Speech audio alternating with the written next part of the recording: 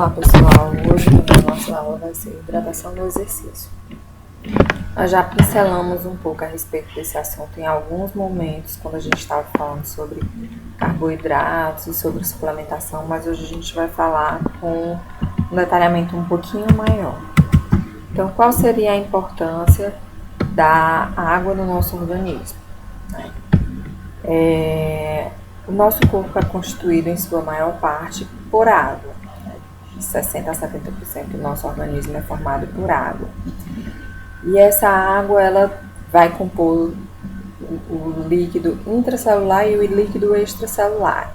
E por conta disso, a gente vai ter ela exercendo várias funções no nosso organismo.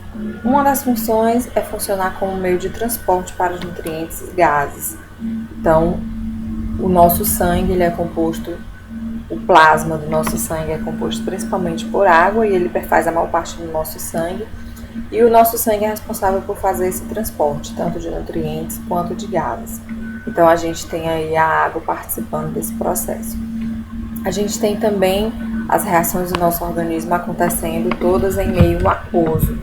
Então, a gente tem um papel importante dessa água também, controlando essas reações metabólicas. A nossa temperatura corporal, né? A gente não varia muito a nossa temperatura corporal porque a gente tem um alto conteúdo de água.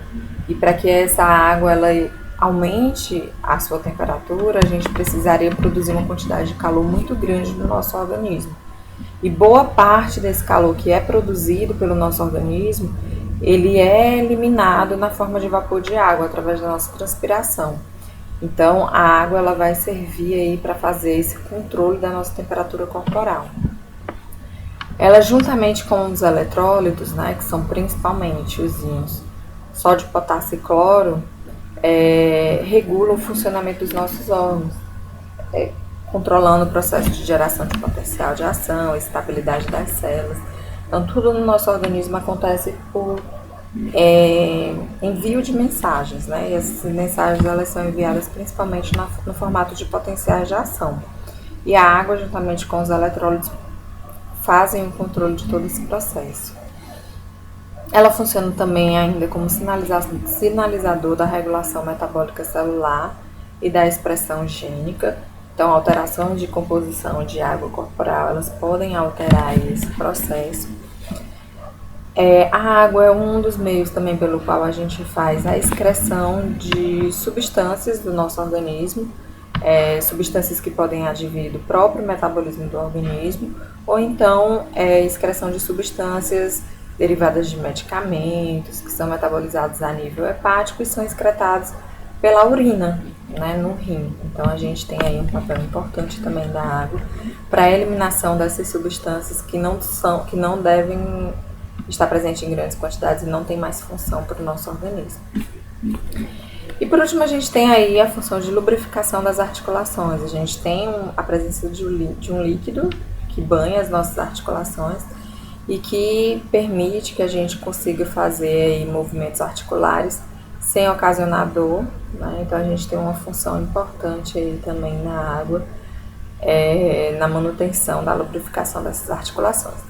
Essas são apenas algumas das funções da água, né? Aqui a gente não tem todas as funções.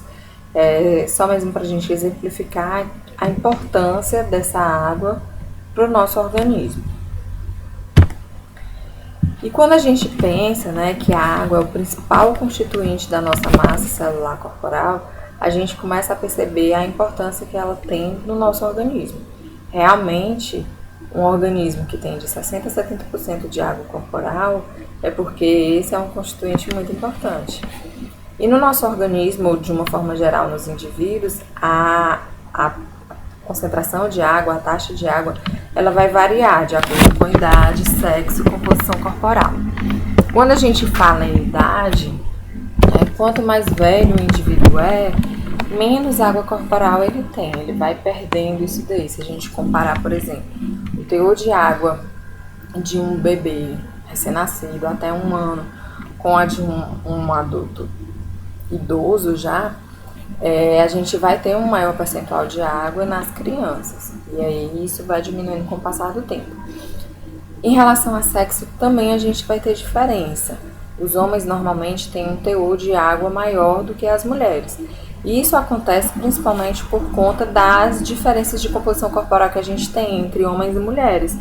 Normalmente os homens, eles têm uma taxa de massa magra maior do que as mulheres, e as mulheres têm uma taxa de massa gorda maior do que os homens.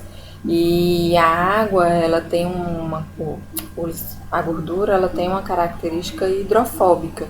Então, não é um tecido que acumula muita água, diferente do tecido muscular, que é um tecido que consegue ter uma capacidade de armazenamento de água bom. Então, normalmente as mulheres, elas vão ter um teor de água menor do que os homens. Isso a gente comparando tanto homens quanto mulheres que estão dentro da média de gordura corporal. É claro que se eu pegar um homem que tenha 30% de gordura corporal, uma mulher que tem 30% de gordura corporal, relativamente, né, em termos percentuais, as concentrações de água já vão ser mais próximas do que se eu comparar um homem que normalmente tem menos gordura corporal do que com uma mulher que normalmente tem um pouco mais de gordura corporal. Então, quando a gente pensa na composição corporal de atletas e desportistas, a gente tem que pensar nisso. Um atleta, um desportista, normalmente é uma pessoa que tem um percentual de gordura abaixo da média para um indivíduo do mesmo sexo, da mesma faixa etária que seja sedentário. Então, o que acontece em termos de composição corporal no atleta e no desportista que faz com que ele tenha mais água? Né?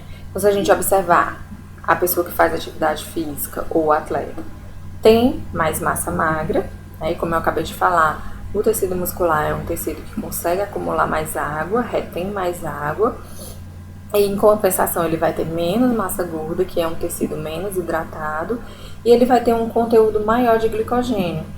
Eu falei para vocês quando a gente estava vendo na aula de carboidratos que para cada grama de glicogênio que a gente armazena, a gente vai armazenar 2,7 gramas de água. Então, quanto maior for o meu teor de glicogênio armazenado, maior vai ser também a minha hidratação nessa musculatura. Então, um atleta, ele vai ter um maior conteúdo de glicogênio do que um indivíduo sedentário e, consequentemente, ele vai ter um maior armazenamento de água também nesse músculo. E aí a gente tem um pouquinho do que eu já comecei a falar, né? A separação, a divisão dessa água em compartimentos. A gente tem a água intracelular, que faz o maior percentual de água do nosso corpo, correspondendo a 53% da água corporal total. A gente tem o tecido, a água extracelular, que perfaz aí 32% da água do nosso corpo, e aquela água que está entre os tecidos, né, entre as células e dentro do vaso sanguíneo, né, corresponde ao nosso plasma. Então, a gente tem aí entre os tecidos 75% do valor e no vaso sanguíneo 25% desse valor. E a gente tem ainda a água transcelular, que corresponde a 15% da água corporal total. E é uma água que está presente nos nossos ossos, nos nossos olhos, no fluido cerebroespinhal, no nosso trato gastrointestinal e no tecido conectivo. Trazendo um pouquinho aí dessa questão dos eletrólitos, né, que a gente já falou que a água juntamente com o eletrólito tem papel importante na regulação dos nossos órgãos.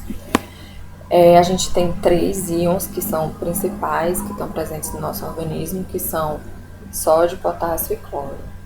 Então, eles são responsáveis principalmente pela osmolaridade dos nossos fluidos corporais, e a sua distribuição no nosso corpo vai determinar o volume do líquido, do fluido intracelular e do líquido extracelular. Então, quando a gente pensa no meio intracelular, desses 3, o que vai estar em maior concentração é o potássio. E no líquido extracelular, o que vai estar em maior concentração é o sódio e o cloro. Mas o que acontece na pessoa que faz atividade física? A pessoa que faz atividade física, ela vai transpirar. Uns vão transpirar mais, outros vão transpirar menos. Mas, no geral, as pessoas vão transpirar com a atividade física, o que é normal, já que a transpiração ela serve para regular a nossa temperatura corporal. Então, eu vou eliminar aquele calor na forma de vapor de água para que eu possa manter a minha temperatura corporal estável.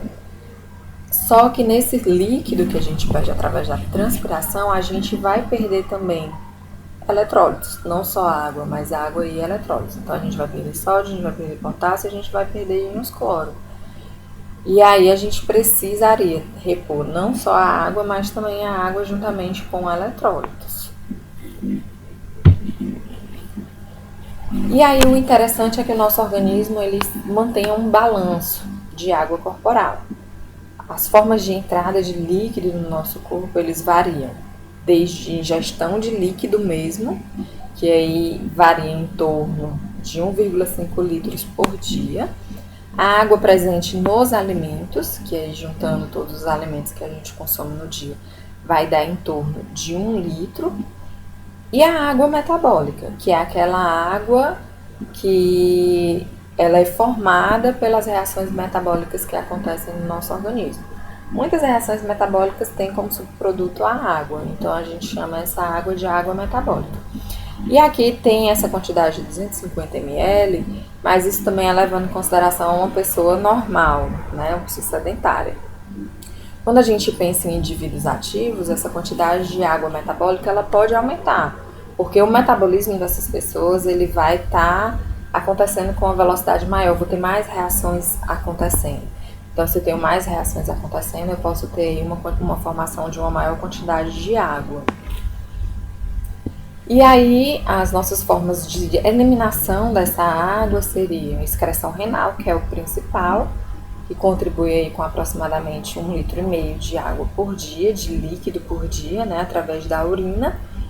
Através da pele, a gente teria aí aproximadamente 700 ml, aqui a gente também está falando de uma pessoa normal, sem levar em consideração o exercício físico.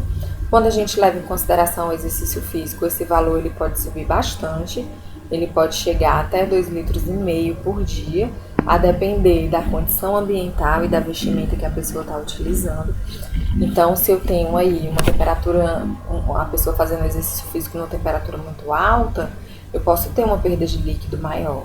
E se eu tenho essa pessoa também fazendo o exercício físico com uma vestimenta que acumule esse calor, né, que seja uma vestimenta muito quente, eu também posso ter uma maior eliminação de água nessa situação.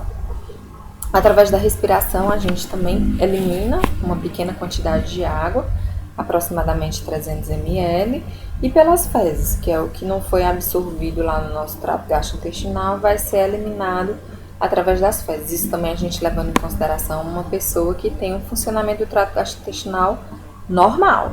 Se eu falo de uma pessoa, por exemplo, que tem constipação, ela pode ter uma eliminação menor do que 200 ml. E se eu estou falando de uma pessoa que está apresentando episódios de diarreia, a gente vai ter aí perdas maiores pelas fezes. Mas aí como é que acontece essa regulação da água no nosso corpo, já que a gente está falando de uma substância tão importante para o funcionamento? Né? Então a gente tem um controle fisiológico para manutenção do volume corporal, né, de água. E aqui a gente vai tentar explicar mais ou menos como é que isso acontece, tá? Então, quando a gente está em deficiência de água corporal, com uma variação de aproximadamente 200 a 300 ml de água, o nosso volume sanguíneo diminui e a gente tem um aumento da concentração das partículas que estão dissolvidas lá naquele sangue. Então, eu vou ter um aumento da osmolaridade dos fluidos corporais. Isso daí vai ser percebido lá no nosso sistema nervoso central, lá no centro da nossa sede, no hipotálamo, e isso vai aumentar a nossa sensação de sede, e isso vai fazer também com que seja liberado um hormônio chamado de hormônio antidiurético. O aumento da sede vai fazer com que a gente normalmente ingira um volume maior de água naquele momento, e o hormônio antidiurético ele vai agir a nível renal, aumentando a reabsorção de água e diminuindo o volume urinário.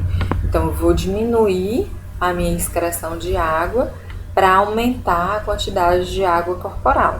E lá nos rins, né, a gente vai ter esse processo de reabsorção dessa água, também que vai contribuir para o aumento do volume da água no nosso corpo. Já se eu estou numa situação de excesso de água, onde eu tenho aí uma hiperidratação, por exemplo, eu vou ter um aumento do volume sanguíneo e uma queda da osmolaridade, porque as partículas elas vão estar dissolvidas numa quantidade maior de água. Isso daí vai gerar uma diminuição da minha sensação de sede, então eu vou ingerir menos água e eu vou inibir a liberação do hormônio antidiurético. Então não vou ter aquele efeito poupador de água a nível renal. Com isso eu vou diminuir a reabsorção de água no meu rim e vou aumentar o volume urinário. Na primeira situação, se a gente for observar, voltando aqui para o slide anterior, quando eu tenho um aumento da reabsorção de água nos rins e uma diminuição do volume urinário, eu vou ter uma diferença na concentração dessa urina. Então a gente observa aquela urina bem amarelada, um amarelo mais forte. Já nessa segunda situação de excesso de água corporal, a gente vai ter o contrário. Eu vou eliminar um volume de água maior e essa água vai estar mais clara. E aqui a gente tem, nesse outro slide, falando um pouco da regulação da concentração de sódio. Né? O sódio está muito relacionado com o funcionamento das células e o nosso organismo ele faz também um controle bem rígido desses teores de sódio no nosso corpo. Então, num caso de deficiência de sódio, eu vou ter uma diminuição da pressão sanguínea e eu vou ativar o meu sistema renina-angiotensina-aldosterona. Então, a minha renina ela vai ser produzida a nível renal, vai atuar lá no meu fígado, convertendo o angiotensinogênio em angiotensina 1, que depois vai ser convertida em angiotensina 2 pela enzima chamada de ECA, enzima conversora da angiotensina, que está presente no pulmão, por exemplo. E essa angiotensina 2 ela vai atuar lá na minha glândula suprarrenal, aumentando a minha produção de aldosterona. Essa aldosterona, o que ela vai fazer? Ela vai atuar a nível renal, aumentando a reabsorção renal de sódio. No momento que eu começo a reabsorver mais sódio a nível renal, eu também passo a reabsorver mais água, porque a água ela passa do meio menos concentrado para o meio mais concentrado. Se está saindo sódio da luz do meu túbulo renal para as minhas células renais, eu vou ter uma maior concentração de sódio nas minhas células em relação à minha luz renal. Então a água vai passar do meio menos concentrado, que aqui no caso seria a luz, para o meio mais concentrado, que seriam as células. Então eu aumento a reabsorção de água e aí eu vou contribuir também para o aumento dessa pressão arterial. Então, de qualquer forma, eu vou estar aqui eliminando um volume menor de urina, né? E vou estar eliminando também aí, posso estar eliminando uma urina mais concentrada também, tá? Então a gente tem aí um outro mecanismo para essa retenção de água e de eletrólitos. Então eu não sei se vocês já ouviram falar, mas isso já é bem falado, né? Que a sensação de sede não é um bom indicativo de hidratação e não permite uma reposição de fluidos adequada. Por que que isso acontece? Porque normalmente a nossa sensação de sede, ela vai acontecer quando a gente já tem uma redução de volume sanguíneo significativa. Então estima-se aí que essa sede hipovolêmica, ela é evidente quando a gente já tem uma diminuição de aproximadamente 10% do volume sanguíneo. Então isso significa que eu já venho perdendo água há um tempo, né? Então eu já não estou em balanço equilibrado há um tempo. Então não necessariamente eu preciso esperar a sensação de sede para beber água. E aí o exercício prolongado em ambientes muito quentes estão associados a uma diminuição do volume plasmático e uma maior tendência de aumento da osmolaridade plasmática em decorrência desse processo de desidratação. E alguns estudos têm mostrado que essa ingestão de água à vontade, essa ingestão de água voluntária, ela não é o suficiente para repor a quantidade de líquido que a gente perde através da sudorese. Ela vai, na verdade, repor uma pequena parte só da água que foi perdida pela sudorese. Então, ela não é um bom indicativo, essa sede, né? Se eu for esperar sentir sede para beber água, eu vou conseguir repor muito pouco do que eu perdi durante o exercício físico, o que não é interessante. Principalmente quando eu estou falando de um exercício prolongado, onde eu vou ter uma taxa de transpiração e uma perda de líquido bem acentuada. Então, quais são as recomendações? Aqui a gente tem a recomendação da AI, né, das DRIs, de água, bebidas e alimentos. Então, no total, somando tudo isso, os homens deveriam ingerir 3,7 litros de água, sendo desses 3 litros de líquidos mesmo, de água, e as mulheres 2,7 líquidos por dia, desses sendo 2,2 litros de água. É claro que isso daí é para um indivíduo que é sedentário, uma pessoa que não faz atividade física, a ingestão hídrica de uma pessoa normal. Mas quando a gente está falando de pessoas que fazem atividade física, a gente tem que levar em consideração ainda a exposição ao calor, o momento em que esse exercício físico foi realizado e o grau de atividade física, a intensidade da atividade física que está sendo realizada, porque esses dois fatores vão aumentar a necessidade de água desses indivíduos. Se a gente pega, por exemplo, um atleta desse que está participando do Ironman, que começa às 6 horas da manhã e ele vai se exercitar aí até meio-dia, 1 hora, 2 horas da tarde, a quantidade de água que ele vai perder durante esse exercício é muito grande, porque ele vai passar muito tempo em atividade física e não é uma atividade física em baixa intensidade. Além disso, ele vai pegar aí uma temperatura corporal, uma temperatura ambiente muito grande, que é a temperatura aí das 10 horas da manhã até 1, 2 horas da tarde, a gente está falando de uma temperatura muito quente. Então, o risco de desidratação é muito grande. E aí a gente tem aqui os principais fatores que vão afetar essa desidratação, né? Essa taxa de transpiração do indivíduo. Então, a gente tem aí a intensidade do exercício, que vai influenciar a temperatura ambiente e a umidade. Umidades muito altas, elas vão prejudicar a evaporação dessa água da nossa superfície corporal. Então, se eu não consigo evaporar essa água que está na superfície do meu corpo também, eu retenho mais calor. E aí eu tenho problemas aí em manutenção de temperatura, né? Que vai desfavorecer aí ou vai prejudicar a performance da pessoa.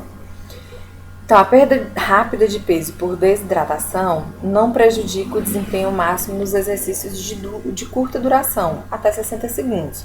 A maioria dos estudos mostra que exercícios muito curtinhos, demoram aí 10 segundos, 20 segundos, até 60 segundos, não vão sofrer um impacto muito grande desse processo de desidratação, porque a prova é muito rápida. Mas quando esse exercício ele ultrapassa 1 minuto, e aí a gente já está falando de exercícios, por exemplo, que vão durar meia hora, 1 hora ou mais, a gente pode ter sim um prejuízo de rendimento em decorrência disso daí. A desidratação ela vai prejudicar a função fisiológica e vai comprometer a capacidade ideal de treinar e de competir desse atleta. Então aqui, relembrando um pouquinho, né? A desidratação ela vai afetar o volume sanguíneo, vai levar a uma queda do volume sanguíneo e aumento da osmolaridade dos fluidos, que pode alterar a temperatura corporal, fazendo com que haja aumento da temperatura corporal interna e diminuição da dissipação de calor através da transpiração. Se eu estou desidratado, o meu organismo vai tentar reter mais essa água. Ele vai diminuir a taxa de transpiração, de eliminação dessa água pela transpiração. E aí eu prejudico a minha capacidade de dissipação de calor. Se eu não estou conseguindo eliminar o calor aí através dessa transpiração, eu vou reter essa temperatura dentro do meu corpo. E isso vai causar queda de desempenho, principalmente no exercício aeróbico, que tem uma duração mais prolongada. Vai levar a uma diminuição do volume de ejeção ventricular, em decorrência da hipovolemia, né? Eu tenho uma diminuição do volume sanguíneo, então eu tenho uma hipovolemia. O volume que sai do meu ventrículo vai ser menor e para que não ocorra diminuição do débito cardíaco, eu vou ter um aumento da minha frequência cardíaca. Então, se a gente lembrar que débito cardíaco é igual volume vezes a frequência, se eu preciso manter o meu débito cardíaco, mas o meu volume de ejeção está baixo, eu vou ter que aumentar a minha frequência cardíaca. Então, eu vou ter aí como consequência, a pessoa pode sentir, né, um ataque cardíaco, porque o coração realmente vai estar batendo com uma frequência aumentada para estar levando o suprimento de oxigênio e de nutrientes para a musculatura que está em atividade física. Então aqui a gente tem alguns dos efeitos fisiológicos que acontecem durante a desidratação. Então eu tenho um aumento da frequência cardíaca e uma diminuição do volume de ejeção ventricular. Eu tenho uma diminuição da captação de ácidos graxos do plasma, porque eu vou ter o volume do meu plasma vai estar diminuído e o transporte aí vai estar prejudicado também desses ácidos graxos. Em consequência disso, se eu estou utilizando menos gordura como fonte de energia, eu acabo aumentando a minha utilização de carboidrato. Então eu vou utilizar mais o glicogênio muscular como fonte de energia. E aí, se a gente lembrar do que a gente já viu anteriormente, se eu começo a consumir esse glicogênio com uma velocidade maior, eu vou entrar num estado de fadiga mais rapidamente também. Isso vai comprometer o desempenho do atleta, que vai ter um menor tempo de tolerância ao exercício. Ele vai chegar na fadiga mais rapidamente. Eu vou ter um aumento de temperatura corporal e uma diminuição na performance, com diminuição do VO2 máximo. Essa questão da perda da temperatura corporal, eu já comentei com vocês em aulas anteriores que antigamente se acreditava que essa elevação de temperatura corporal seria fundamental para que o atleta tivesse um bom desempenho. Mas, na verdade, ele é consequente, esse aumento de temperatura corporal é consequência de exercícios físicos muito intensos. Então, por eu estar fazendo um exercício físico muito intenso, por eu estar me desidratando, não estar fazendo a reposição de líquidos de uma forma adequada, eu vou ter um aumento de temperatura corporal. Mas se esse aumento for muito grande, eu vou ter prejuízo de desempenho. E juntamente com a água, né, como eu já falei antes, a gente vai perder também eletrólitos. E aí, se essa perda de eletrólitos for uma perda muito intensa, eu posso ter desregulação da função, por exemplo, da minha musculatura, eu posso desenvolver uma cãibra, né? Eu posso ter algumas consequências que também vão prejudicar o desempenho do atleta. Aqui só para ilustrar, né, tem essa tabelinha que mostra o que acontece no indivíduo que está entrando num estado de desidratação. Então aqui a gente tem os percentuais de perda de peso de líquidos, né? Isso que seria durante o exercício. Como é que eu chego nesse percentual? Eu vou pesar a pessoa antes do exercício físico e vou pesar a pessoa depois do exercício físico. E aí eu vou ver quanto de peso ela perdeu durante o exercício. Porque normalmente essa perda de peso ela vai ser de líquidos, né? Não vai ser a pessoa perdeu lá 800 gramas de proteína numa sessão de treinamento, 800 gramas de gordura numa sessão de treinamento. Normalmente essa perda de peso ela vai acontecer em decorrência de líquidos. Então, com 1% de perda de peso corporal, a pessoa já começa a ter um comprometimento da termorregulação. A temperatura dela já pode começar a se elevar. Com 2% de perda de peso, a pessoa já começa a ter uma sensação de sede mais intensa. Então, quando a pessoa começa a sentir essa sede, ela já está desidratada, ela já perdeu 2% do peso corporal. Com 3% já começa a ter uma diminuição do volume urinário, a pessoa já começa a apresentar boca seca, sensação de boca seca. Com 4% já tem uma redução significativa da capacidade de realização de trabalho. Então isso daqui vai refletir queda de desempenho, 20 a 30% de queda de desempenho. Com 5% de desidratação, eu vou ter dificuldade de concentração e dor de cabeça. Então, a pessoa ela não vai conseguir, se você fizer uma pergunta para a pessoa nesse momento, ela não vai conseguir te responder bem, porque ela não consegue se concentrar mais naquilo dali, né? Ela está com dificuldade de concentração pelo processo de desidratação. Com 6%, ela pode ter um aumento da frequência cardíaca e um comprometimento severo da regulação da temperatura corporal. Então, aqui a gente já pode estar falando de uma pessoa lá com perto de 39 graus de temperatura corporal ou mais. E 7% a gente já está falando aqui de um provável colapso. A pessoa vai passar mal, vai desmaiar, vai ter assim, algum sintoma grave de desidratação. Então a gente está falando aí com 7% de uma desidratação grave. Vai trazer consequências para a saúde realmente da pessoa, não só falando mais em termos de performance, mas para a saúde da pessoa. Aqui agora nesse próximo slide a gente vai falar um pouquinho, né, do que acontece quando a pessoa, por exemplo, utiliza de estratégias para redução de peso que levam à desidratação. Como perder água é mais fácil, muitas vezes as pessoas, se a gente está falando, por exemplo, de um lutador que tem a sua categoria determinada por peso e ele precisa perder uma quantidade de peso, sei lá, de 2, 3 quilos ou um pouco mais. em um tempo muito curto, ele pode lançar mão de estratégias de desidratação, que vão fazer com que ele perca esse peso, né? Mas pode afetar também o seu desempenho. Então, o que normalmente essas pessoas fazem? Elas tomam diuréticos, que vão levar aí a uma diminuição desproporcional do volume plasmático.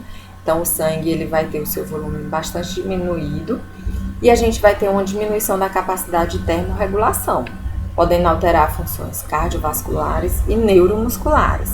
E tudo isso, tanto a redução de volume plasmático como a alteração da capacidade de termorregulação, função cardíaca e função neuromuscular, vão levar a um quadro de piora do desempenho. A indução de vômitos e a diarreia também, ela pode levar à perda de peso, né, que seria o fim, mas também vai levar à desidratação, perda excessiva de minerais, principalmente nessas duas condições, na diarreia, onde isso vai ser eliminado nas fezes, e na indução do vômito também, onde a gente vai ter a perda desses minerais através do vômito. E isso daí pode levar à fraqueza muscular e deterioração da função neuromuscular. E tudo isso também vai levar a uma piora de desempenho. Então, quando a gente está falando de atletas que participam de esportes que são regulados por peso, o ideal é que essas pessoas mantivessem o peso mais próximo possível do limite da sua categoria para evitar essas reduções de peso muito bruscas, principalmente próximo ao período da competição. Porque nas lutas, por exemplo, isso acontece 24 horas antes da luta. Então você vai ter 24 horas para repor isso daí que foi perdido.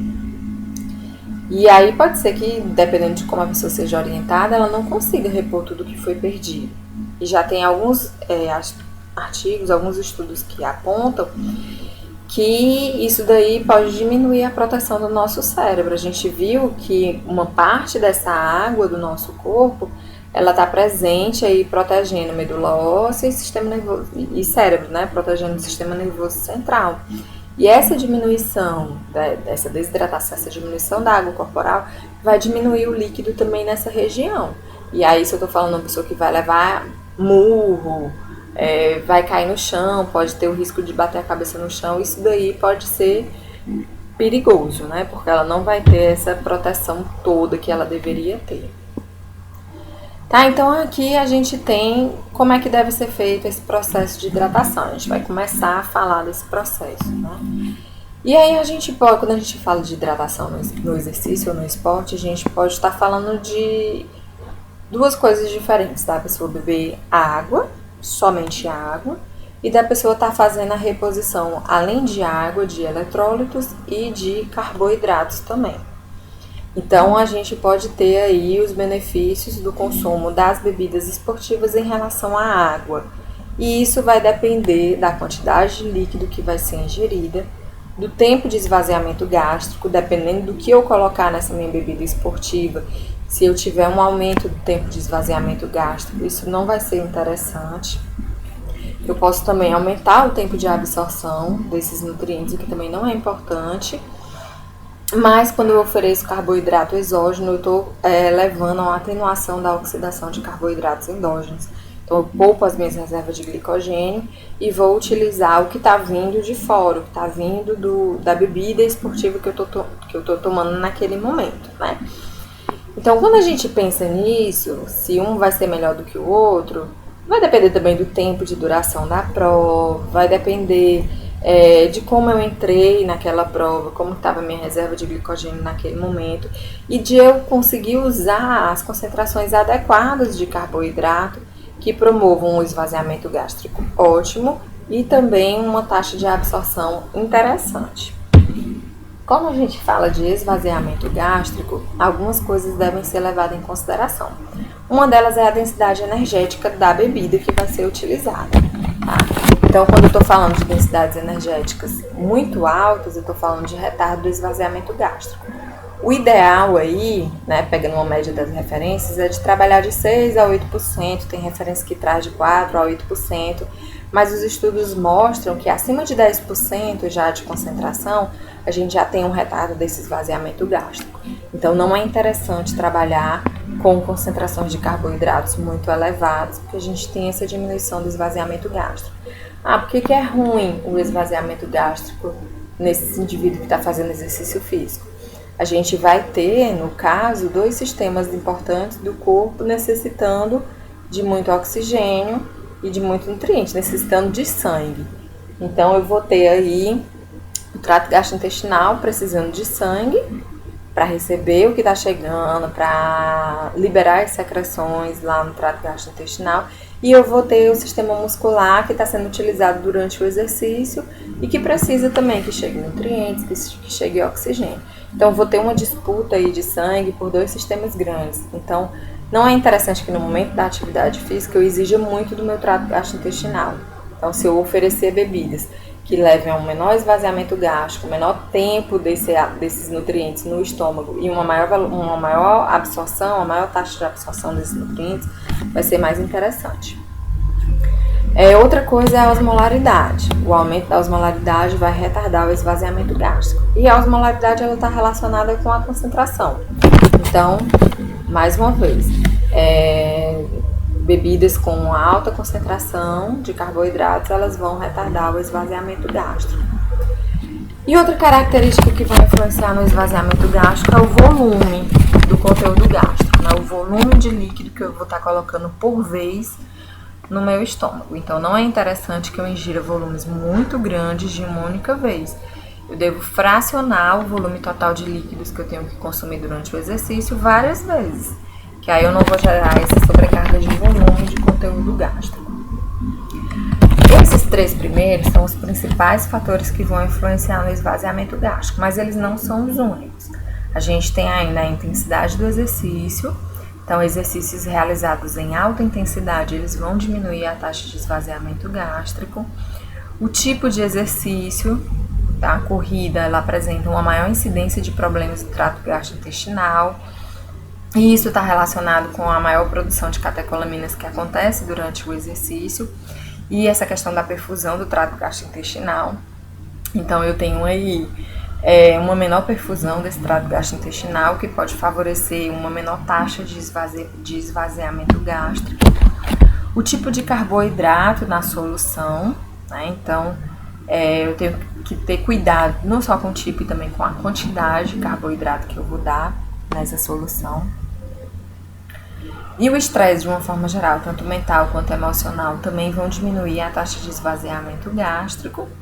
E em relação às bebidas contendo carboidrato, a água ela vai apresentar uma taxa de esvaziamento maior, mas nem sempre a água vai ser suficiente. Então, em determinados momentos, a água não é a melhor opção, e aí eu vou ter que lançar mão de consumir uma solução com carboidratos e eletrólitos.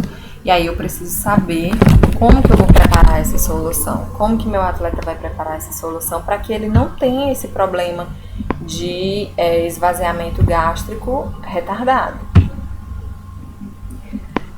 Aí aqui nesse outro slide a gente tem falando um pouquinho a respeito da absorção intestinal, né? Não é interessante que essa absorção intestinal ela seja muito lenta também. E aí a gente tem aqui 4 fatores que vão estar relacionados com essa absorção intestinal, que é a concentração do carboidrato, o tipo de carboidrato, a presença de sódio e a osmolaridade.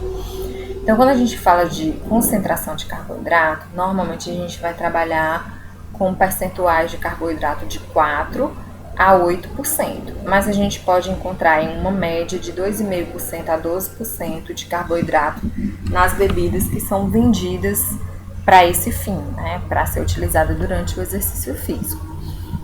Então, a gente tem que lembrar que esses carboidratos eles são transportados de forma ativa, dependente de sódio, e existe uma saturação dos transportadores com concentrações acima de 8%. Então, por isso que a gente só deve utilizar concentrações aí até 8% de carboidrato na bebida que vai ser tomada durante o exercício físico. Em relação ao tipo de carboidratos, né, a gente tem aí a utilização de maltodestrina, sacarose, glicose e frutose. Normalmente são as escolhas mais utilizadas. Mas a gente deve ter cuidado ao escolher essa solução porque ela deve conter pouca frutose. E a relação frutose-glicose nunca deve exceder de 1 para 1, sempre deve ser no máximo de 1 para 1, ou então mais glicose do que frutose. Esses polímeros de glicose, eles oferecem vantagens em relação à glicose livre quando eles são ingeridos na mesma porcentagem de carboidratos. Então, é mais interessante, por exemplo, consumir a maltodextrina, que é um polímero de glicose, do que a glicose puramente. Tá? Mas o mecanismo aí vai ser o mesmo de absorção, né? Um transporte dependente de sódio.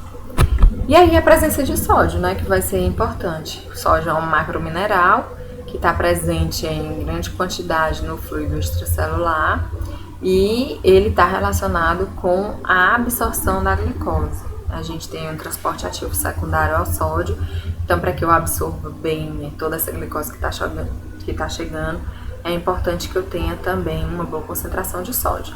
Então um repositor hidroeletrolítico, por exemplo, ele deve ter água, carboidrato e sódio, né, para que ele tenha aí uma boa taxa de absorção intestinal. E a osmolaridade, né, que ela reflete aí o conteúdo de partículas da solução, primariamente determinados por carboidratos e eletrólitos. Então a gente tem aí o último fator que vai afetar essa velocidade de absorção intestinal. Então, por meio de modelo de perfusão intestinal, uma média de 180 a 400 miliequivalentes por litro estimula taxas similares de captação de fluidos no duodeno. Então, a gente tem que ter aí soluções com concentrações com osmolaridades menores do que 400. 400 eu já acho bem alto. Então, qual que seria a recomendação de hidratação durante o exercício físico? Aqui a gente tem uma recomendação, e aí quando a gente fala de hidratação relacionada ao exercício físico, a gente não fala só de hidratação durante o exercício físico. A gente tem que garantir também uma boa hidratação antes do exercício físico e também garantir que no pós-exercício físico a pessoa consiga repor todo o volume que foi perdido. Então, o que se recomenda para antes do exercício físico? Aqui nessa recomendação a gente tem que o indivíduo deve consumir 500 ml de líquidos 2 horas antes do exercício. Então, ele não precisaria consumir 500 ml de uma vez, mas ele deveria consumir aí 500 ml próximo dessas 2 horas que antecedem o exercício físico. E se o dia estiver muito quente, se a pessoa for se exercitar durante o dia, esse dia estiver muito quente, a pessoa ainda pode adicionar de 250 a 500 ml de água ou de líquidos 30 a 60 minutos antes do exercício. Essa hidratação antes do exercício ela vai ser importante para que o indivíduo ele entre no exercício físico com um estado de hidratação adequado. Ele não entre em exercício físico já desidratado. Então eu vou dar a água antes do exercício para que ele entre bem hidratado durante o exercício e ele não entre num estado de desidratação grave durante o exercício. Durante o exercício, a gente tem essa recomendação de 150 a 250 ml a cada 15, 20 minutos de exercício. E aí, essa bebida que vai ser utilizada durante o exercício, ela deve conter carboidratos e eletrólitos, dependendo da duração. A gente já viu que se o exercício ele tiver até 60 minutos, a gente poderia fazer a hidratação desse indivíduo com água e eletrólitos, sem necessariamente acrescentar o carboidrato. Já quando a gente tem exercícios que vão durar aí 90 minutos, mais de 1 hora, né? 60, 120 minutos ou mais, a gente já pode fazer reposição de carboidratos. Então, com mais de 1 hora de exercício, a gente já pode usar tanto carboidrato quanto eletrólitos para esse indivíduo. E após o exercício físico, eu tenho que repor 150% do volume perdido num período de 4 a 6 horas após o término da atividade. Então, como que seria isso? Eu pesei a pessoa antes do exercício, pesei a pessoa depois do exercício e vi que essa pessoa perdeu 1 quilo durante o exercício. Então, eu tenho que repor para esse indivíduo 1,5 litro de água nas próximas 4, 6 horas após o exercício. Então, eu vou repor 150% do que foi perdido nesse período de até 6 horas após o exercício. E aqui eu coloquei um exemplozinho no próximo slide sobre como a gente faz para calcular a quantidade de líquidos durante o exercício físico, né? Então, eu peguei aqui 2 exemplos. No primeiro exemplo, a gente tem um indivíduo que se exercita por 1 hora. Então, como a gente falou, por 1 hora, não necessariamente ele precisa utilizar carboidrato, mas ele precisa se hidratar. Então, ele vai se hidratar ou com água mais eletrólitos. E aí, como é que a gente faz o cálculo para saber quanto que ele deve ingerir de líquidos durante esse momento? Então, aqui, nesse primeiro momento aqui, a gente tem 3 vezes 150. O 3 é o número mínimo de vezes que ele deveria se reidratar e o 150 ml é o volume mínimo de água que ele deveria, ou de líquido que ele deveria ingerir. Então, eu pego o maior intervalo, que seria 20 minutos. Então, dentro de 1 hora que eu tenho 60 minutos, ele se hidrataria 3 vezes.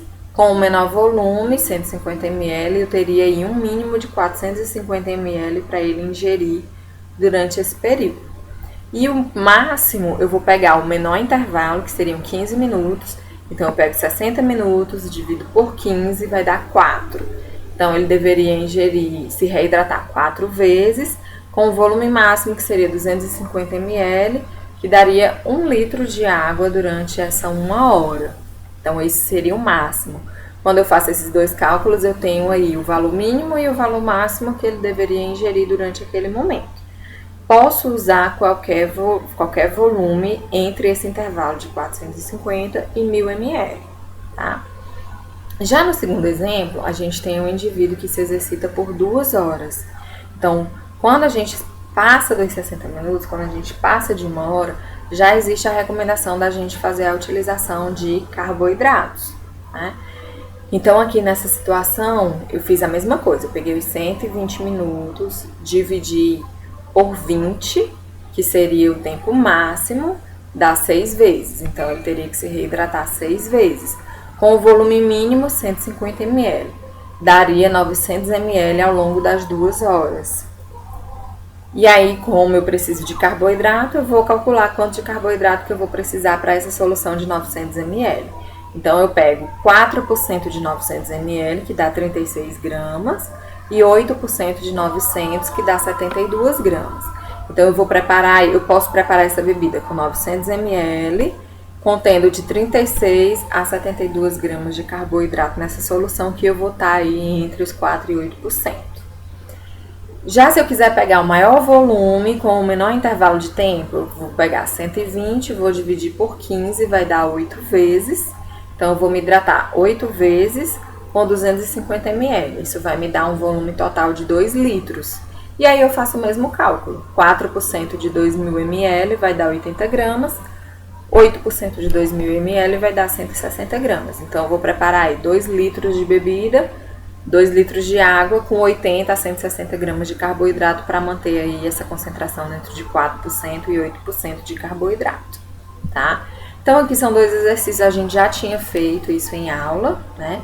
A gente já fez isso mais de uma vez em aula, já fez isso na prática, né? Então, acho que vocês não vão ter, assim, muita dificuldade para entender como é que acontece esse cálculo, tá? E, por último, a gente tem uma outra recomendação, né? Também dividida em antes, durante e após o exercício físico. E elas são bem semelhantes, né? Elas têm um pouquinho de diferença, mas elas são bem semelhantes.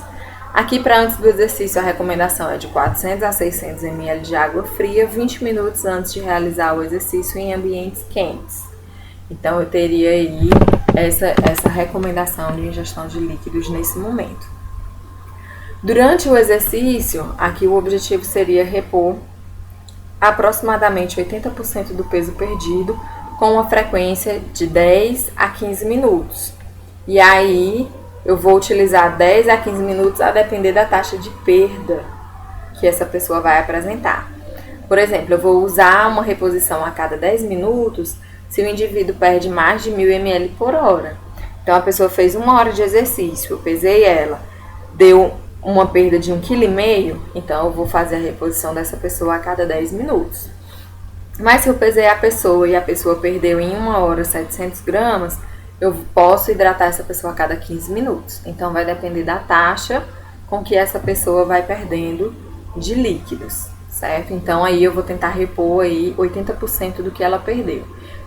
Por exemplo, na pessoa que perdeu 1,5 litro, eu vou fazer 80% de 1,5 litro e vou dividir a cada 10 minutos. Então eu vou fazer essa reposição a cada 10 minutos.